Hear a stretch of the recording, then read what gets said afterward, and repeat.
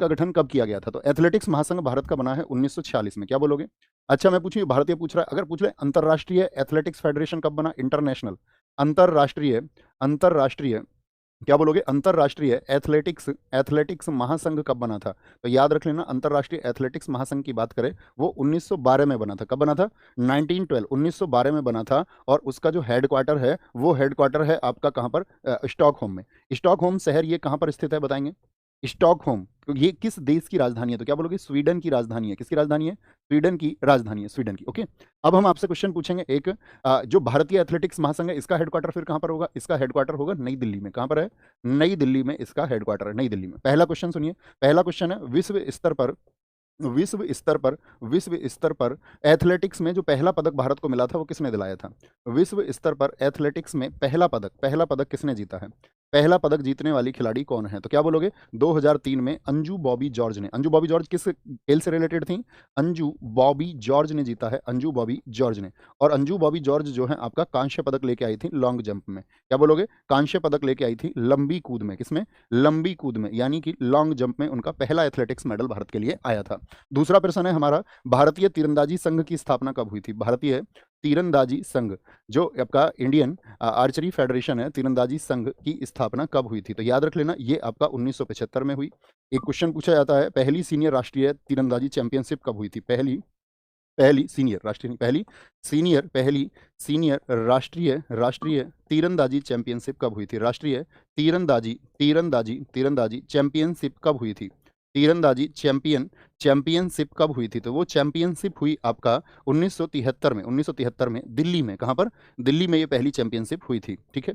अच्छा, आपको पता होना चाहिए एथलेटिक्स का सिर्फ एक ही विश्व कप हुआ है, सिर्फ एक, दोबारा नहीं हुआ। तो मुझे बताएंगे फटाफट से, पहला क्या, एकमात्र एथलेटिक्स विश्व कप जो हुआ, एकमात्र एथलेटिक्स वर्ल्ड कप जो हुआ, वो बताएंगे। एकमात्र एथलेटिक्स एथलेटिक्स विश्व कप कब हुआ आपका? एकमात्र एथलेटिक्स विश्व कप हुआ आपका साथी, वो 2018 में हुआ था। और कहां पर हुआ था 2018 में? तो ये हुआ था लंदन में, और उसके बाद में ये नहीं हुआ है, नहीं हुआ है। ठीक है। अच्छा, आप एक बता सकते हो, भारत ने जब स्वतंत्रता प्राप्त की, तो स्वतंत्रता प्राप्ति के बाद में किस खेल में भारत ने आपका जो सबसे पहला मेडल जीता था इंटरनेशनल लेवल पर? वो खिलाड़ी कौन है? ये आपके लिए प्रश्न है भाई। कोई तो खिलाड़ी रहा होगा जिसने किसी इंटरनेशनल इवेंट में जीता होगा, तो वो आपको बताना है मुझे, वो कौन होगा। तो कौन बोलेंगे? विल्सन जोन्स का नाम भैया हम नहीं भूल सकते हैं। पैरालंपिक गेम्स को आप पढ़ेंगे, ओलंपिक आप पढ़ चुके होंगे, रिवाइज कर चुके होंगे, बताएं जी क्या? बहुत शानदार, बहुत खूब। AK-47, नेहा पाल, मेघा चौधरी सही आंसर है। पैरालंपिक स्वर्ण पदक जीतने वाले पहले भारतीय कौन बने? अवनी लेखरा, पारुल परमार, भावना पटेल या फिर दीपा मलिक? आंसर करें साथी, अतिरिक्त बातें कोई ना करे प्लीज, रिक्वेस्ट है। तो पैरालंपिक में स्वर्ण पदक जीतने वाली पहली भारतीय बनी अवनी लेखरा। किस खेल से संबंध रखती हैं अवनी लेखरा भैया? शूटिंग से संबंध रखती हैं। किससे? शूटिंग से इनका संबंध है। मुझे बताओ, पहले पैरालंपिक गेम्स कब हुए थे? पहले ओलंपिक तो सब जानते हैं कब हुए थे। पहले ओलंपिक 1896 में हुए। पहले पहले जो साथी पैरालंपिक गेम्स हुए दिव्यांग खिलाड़ियों के लिए, ये 1960 में हुए थे, 1960 रोम में। 1960 के ओलंपिक भी हुए थे, जहां हमारे मिल्खा सिंह जी। लेखरा भैया शूटिंग से संबंध रखती हैं। किससे? शूटिंग से इनका संबंध है। मुझे बताओ, पहले पैरालंपिक गेम्स कब हुए थे? पहले ओलंपिक तो सब जानते हैं कब हुए थे।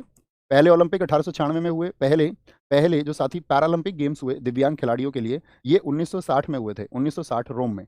1960 रोम में ये हुए थे, रोम में ही 1960 के ओलंपिक भी हुए थे, जहां हमारे मिल्खा सिंह जी चौथे स्थान पर आए थे। पूछा जाता है मिल्खा सिंह जी किस ओलंपिक में चौथे स्थान पर आए थे, तो क्या बोलेंगे भैया? वो रोम ओलंपिक था। तो ये आपका रोम में हुए थे। पैरालंपिक खेलों के जो जनक हैं कौन है? जैसे ओलंपिक के पीरियडी कोबार्टिन है, ऐसे ही पैरालंपिक खेलों के जनक हैं आपका नियरोलॉजिस्ट गुहमान। कौन? नियरोलॉजिस्ट गुहमान। गुहमान आपका साथी पहले पहले पैरालंपिक खिलाड़ी थे। और अवनी लेखरा एक ऐसी खिलाड़ी रही हैं जिन्होंने 2 गोल्ड जीते हैं। क्या जीते हैं? 2 गोल्ड जीतने वाली पहली पैरा खिलाड़ी हैं, पहली 2 गोल्ड जीतने वाली पहली पैरा खिलाड़ी हैं। ठीक है, पहली पैरा खिलाड़ी हैं, ये बात आपको पता होना चाहिए। अच्छा, दीपा मलिक जी, इनको इग्नोर मत कर देना, ये पैरालंपिक पदक जीतने वाली पहली हैं, गोल्ड नहीं। अवनी लेखरा तो गोल्ड जीतने वाली है, लेकिन आपसे पूछे 2016 में आपका जो सिल्वर मेडल लेके आई थी, वो दीपा मलिक लेके आई थी। अच्छा, पैरालंपिक में पहला पदक भारत को किसने दिलाया था, बताओ? पैरालंपिक में पहला पदक, ओलंपिक में तो जानते हो केडी यादव है कुश्ती से, 1952 के हेलसिंकी ओलंपिक में उनको मिला था। लेकिन पैरालंपिक में पहला पदक किसने दिलाया था? ये दिलाया था आपका मुरलीकांत पेटकर ने। कब, किस वर्ष में गोल्ड दिलाया था इन्होंने, और किस इवेंट में दिलाया था, ये भी आपको बताना है। मुरलीकांत पेटकर ने, ये साथी आपका तैराकी स्विमिंग में इन्होंने दिलाया था 1972 में। कहां पर? 1972 में। कैसा पदक था इनका? गोल्ड मेडल था। अभी इनके जीवन पर एक मूवी आई है, आपको सबने शायद देखी होगी, तो उस मूवी का नाम आप मुझे बताएं। जैसे एक क्वेश्चन पूछेगा, एक ही पैरालंपिक में 3 मेडल किसने जीते हैं? एक ही पैरालंपिक में 3 मेडल जीतने वाले कौन है? तो जीतने वाले कौन है? तो 3 मेडल जीते थे जोगिंदर सिंह बेदी ने 1984 में। जोगिंदर सिंह बेदी, क्या नाम आएगा? जोगिंदर सिंह बेदी ने जीते हैं एक ही पैरालंपिक में। अच्छा मुझे बताओ पहले पैरालंपिक खिलाड़ी कौन से हैं जिनको खेल रत्न पुरस्कार मिला था? खेल रत्न पुरस्कार, पैरालंपिक खिलाड़ी हैं पहले जिनको खेल रत्न मिला। खेल रत्न वो कौन व्यक्ति हैं? खेल रत्न पाने वाले वो हैं देवेंद्र झाझरिया। कौन है वो भैया? देवेंद्र झाझरिया हैं। देवेंद्र झाझरिया हैं आपका, ठीक है। और वुमेन में पूछ ले पहली, तो वुमेन में दीपा मलिक हैं। कौन है? वुमेन में है दीपा मलिक। क्या बोलोगे? दीपा मलिक है आपका वुमेन में। 2024 के पेरिस पैरालंपिक को आपने पढ़ा होगा। बताओ इंडिया के टोटल मेडल कितने आए थे जो पेरिस में पैरालंपिक हुए? पेरिस 2024 में जो पैरालंपिक हुए इसमें क्या स्थिति है? तो भारत की स्थिति रही इसमें 7+9+13 की। क्या बोलोगे? 7+9+13 मतलब समझ गए? 7 गोल्ड आए, 9 ब्रॉन्ज आए और आपका 9 सिल्वर आए। 9 सिल्वर आए और 13 आपका ब्रॉन्ज आए। तो 9 7 16, 16 10 आपका 26 3 29 मेडल टोटल हमारे आए। 29 मेडल और रैंक जो आई हमारी, रैंक आई 18वीं। क्या बोलोगे? 18वीं रैंक आई 29 मेडल के साथ में और आपका कितने के साथ में? 7 गोल्ड के साथ में।